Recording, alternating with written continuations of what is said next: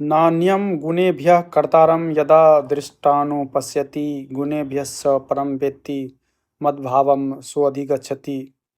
जब ज्ञानी पुरुष सत्व आदि गुणों से भिन्न किसी और को कर्ता नहीं समझता और गुणे से परे मुझ परमात्मा को जानता है, तब वह मेरे रूप को प्राप्त होते हैं।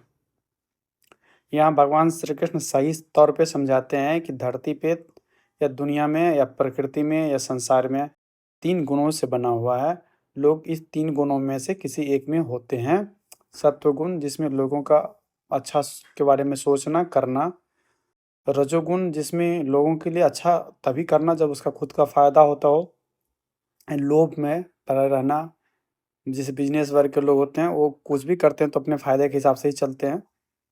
और होता है एक तमोगुण जिसमें आदमी उल्टा-पुल्टा करता है, दारू पीना, शराब पीना, खैनी खाना, जुआ खेलना, कुछ भी ऐसा करना जिसमें ना खुद का फ़ायदा हो, ना किसी और का फ़ायदा हो, सबका नुकसान होता हो।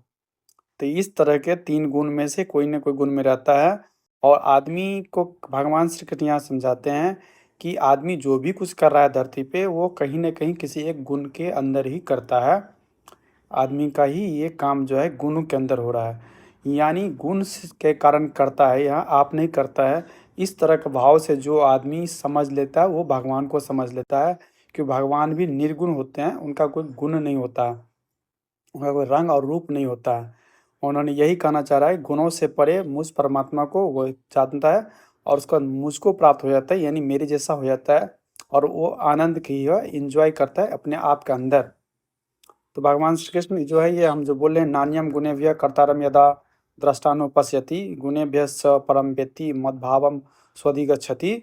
ये जो है 14वें अध्याय के 19वां श्लोक है। इसका अर्थ होता है जब विवेकी पुरुष सत्व आदि गुणों से भिन्न किसी और को कर्ता नहीं समझता, यानी गुण ही करता है आपका। आपका गुण आपको कर्ता करा रहा है, आपका हैबिट आपको काम करवा रहा है, आपकी जो आदत है वो आपको करवा रहा है। और जो आदमी इस हैबिट से, गुण से परे हो जा रहा है, यानी वो परमात्मा को जान लेता है और परमात्मा को प्राप्त भी कर लेता है।